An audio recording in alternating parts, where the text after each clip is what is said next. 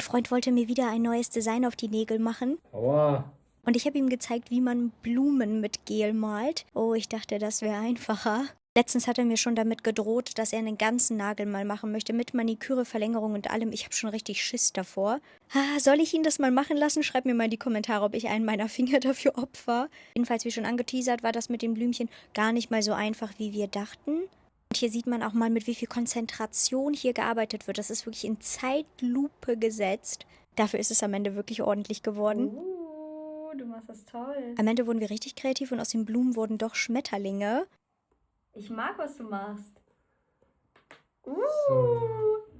Die Schmetterlinge wurden natürlich noch abizi dekoriert. Und können wir bitte über dieses süße Ergebnis reden? Ich habe das geliebt. Und ihr kommentiert jetzt bitte, was für ein Design er mir als nächstes machen soll.